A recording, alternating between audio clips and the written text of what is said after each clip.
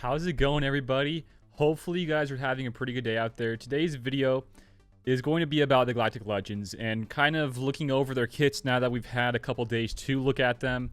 They're actually in game right now, if you didn't know.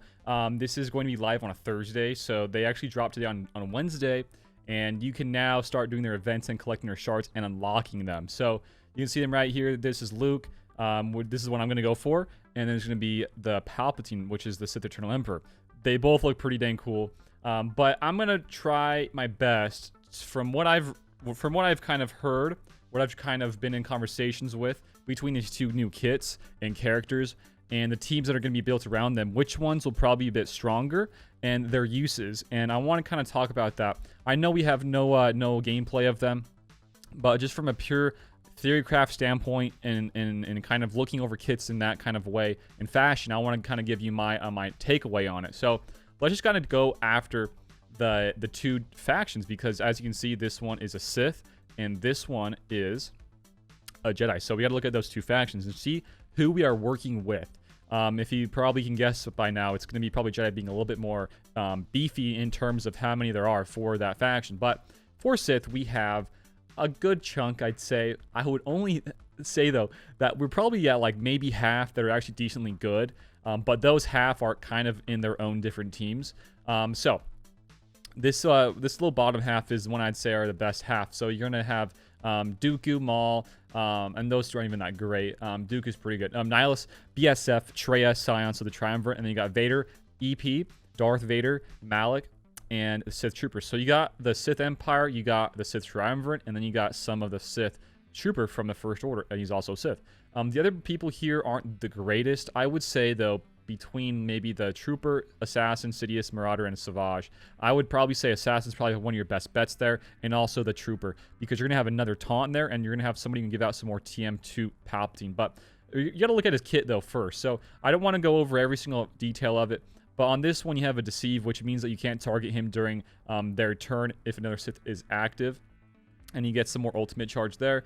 This one, you pretty much just call to assist somebody. They deal a little bit more damage, and they recover a lot more protection. And then you got this one, which actually gives out the Linked. And Linked plays a big part into his ultimate. The cool thing here is that all dark side allies that are, or all dark side tank allies, they gain taunt, which is pretty cool. And people be thinking in my different discords I'm in that you really want to be running. And even they said it and mentioned it in their forum posts that you really want to be running a full-on tank team, perhaps, to hide the Palpatine until he gets his ultimate off with those easy kills with the Linked. So you have Link there. You have his crazy leadership here, which gives out a lot more potency, which is 60% potency doubled for Sith, more mastery, and some more speed. That's 40 speed there, doubled for Sith, it says. And then it says you have some more bonus to his mastery gaining while you are deceiving somebody or you are linking somebody. And that stacks until the end of the encounter. So that can go pretty dang quickly. That has some rate potential, I would say. And then he gets just some more ultimate charge whenever he uses an ability, or whenever a linked enemy uses an ability, rather. So that's pretty cool. You have some more stuff here built in with unique, some more TMR. Deceived enemies can't counterattack, and deceived Rebel or Jedi enemies can't gain bonus TM. So a lot of anti-Jedi stuff built in here, which is very, very great here to build different metas. Having a pretty strong team, and then having another team that can still handle it, but maybe counters it a little bit. So like some rock, paper, scissors action here, which is what we want to see with the GLs. So now I want to go to his ultimate and kind of show you the linked part, which is built in with linked and kind of killing people instantly. So it says here, I think it's on this special right here, power, unlimited power. It says instantly defeat linked enemies and deal special damage to all enemies, then dispel all buffs and deceived enemies and deal on deceived enemies and deal special damage to them.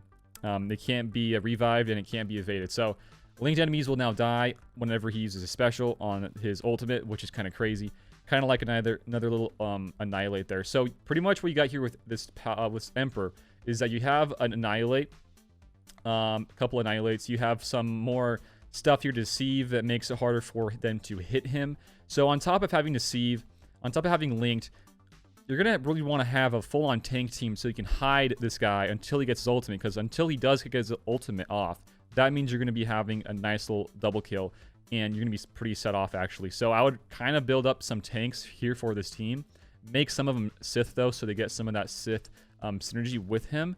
And also a cool thing here on his leadership, I'm pretty sure, is whenever I think a Sith dies, yeah, right here, they dispel all debuffs on other Sith, and all other Sith allies recover full health and protection. So you kind of want to have some more Sith in there to build up with that whole synergy. So that's him. That's a pretty great kit, actually. I would say that's a very, very top tier one. I think that's kind of crazy.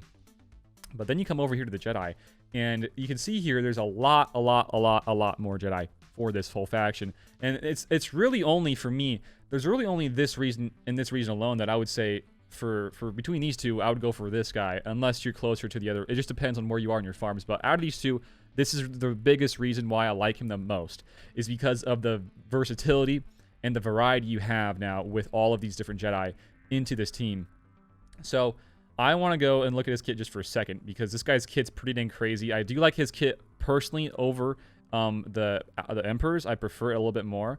So his leadership, it says here, they have some more max health and max protection doubled for Jedi allies, and the Jedi allies have more % offense, 30% more offense, and more speed.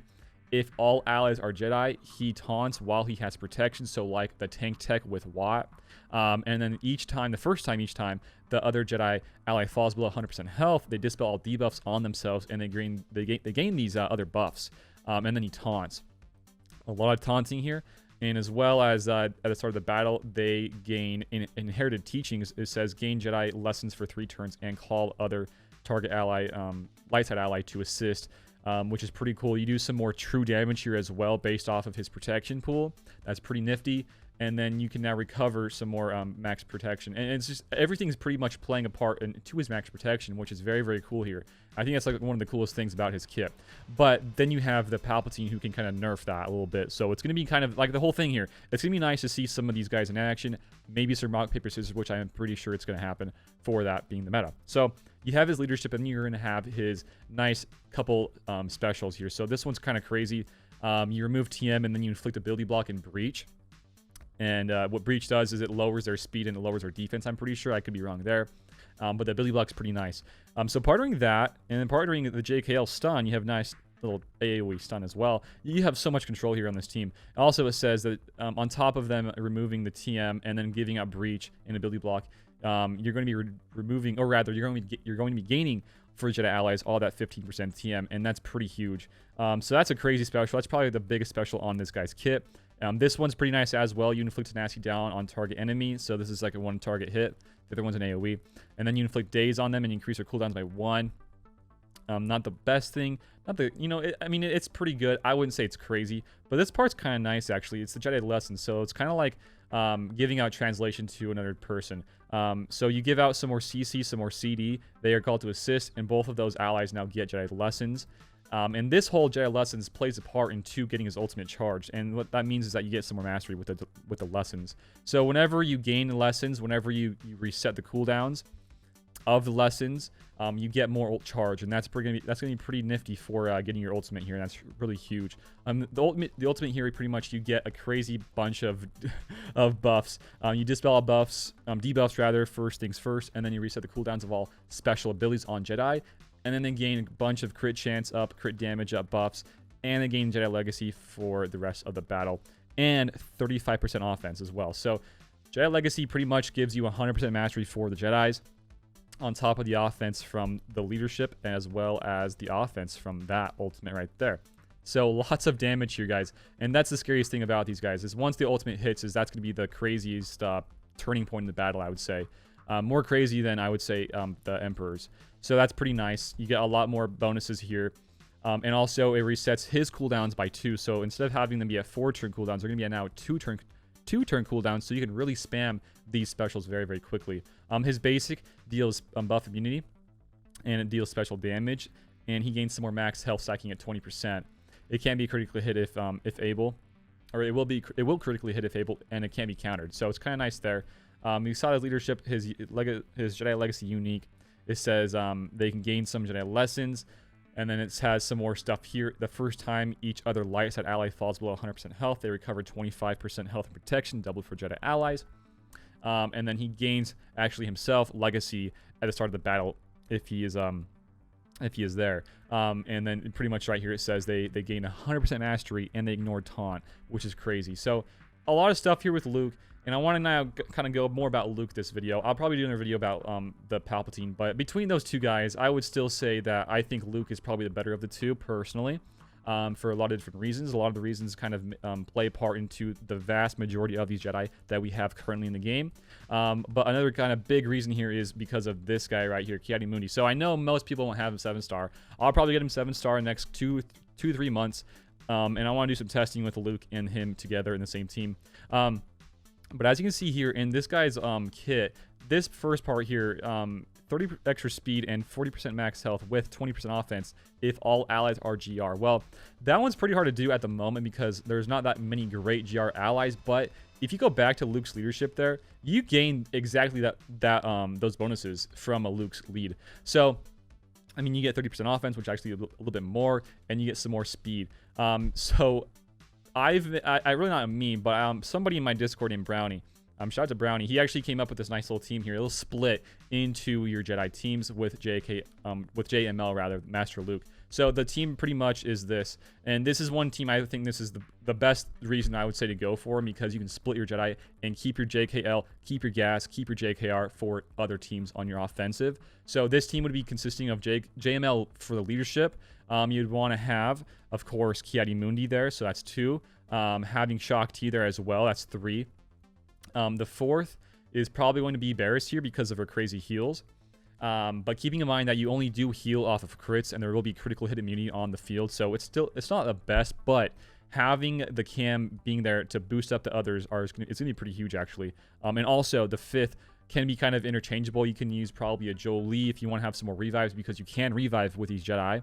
Or you could run a GMY if you want to be using your JKR, JKL counters. So there's a lot of different things here. The other thing here on this same unique on cam is that all Jedi allies who are support or healer roles, they have additional offense equal to 10% of their max health. So based off of that and off of Luke's leadership, how much health will we get? Well, you're going to get now 20% since it's going to be doubled for Jedi allies. But also with the mastery in play now, that's going to be so much extra health. Because once you do get your lessons, that's going to be 20% mastery to yourself, and you're going to be getting 3 stacks of it. So, I mean, that's a lot of extra mastery, guys. And on top of that, if you do get his ultimate, which is going to be pretty quickly, you're going to get it. That's going to be 100% mastery. And then basing off of Barriss's pool of what her actual mastery is, well, it's more health. And that's just kind of crazy. And then playing a part into Cam's unique with more offense based off of their max health, 10% of their max health. The thing here is crazy. This guy, of course, Yoda, he's also leader. He's also rather a support, so he gets those extra offense stats as well. He doesn't have any of those health things in his mastery, but he gets more damage. It's kind of nuts. Just thinking about that team with JML and then Ki-Adi-Mundi and some of these other guys that are the Galactic Republic.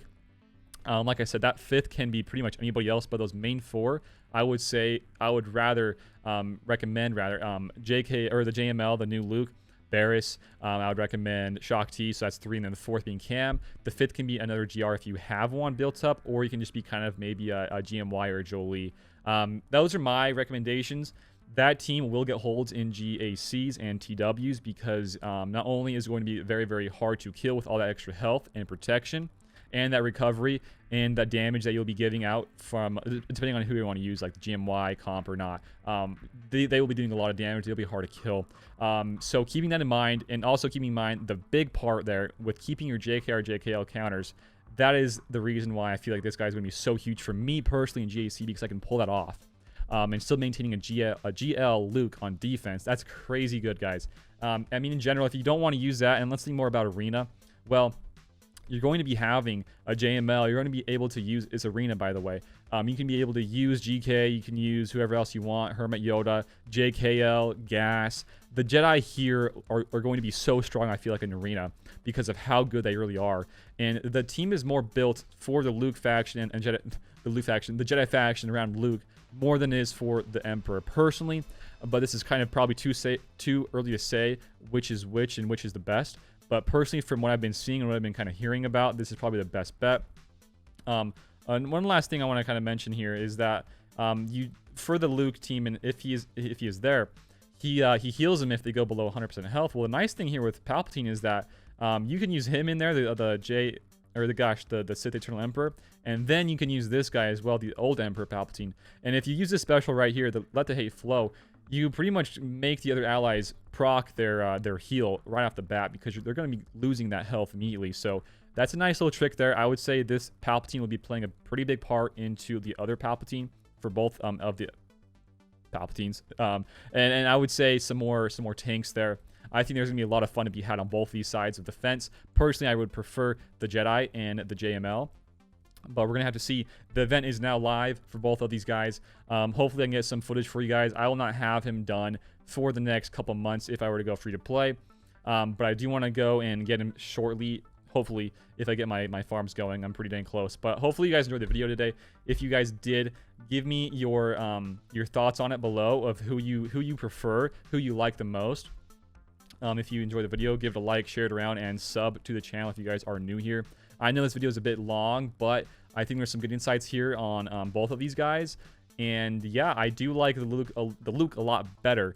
And I might do some more videos talking about them in particular for both of their teams. But yeah, until next time, guys, have a good one. Stay safe out there, and I'll see y'all later. Peace out.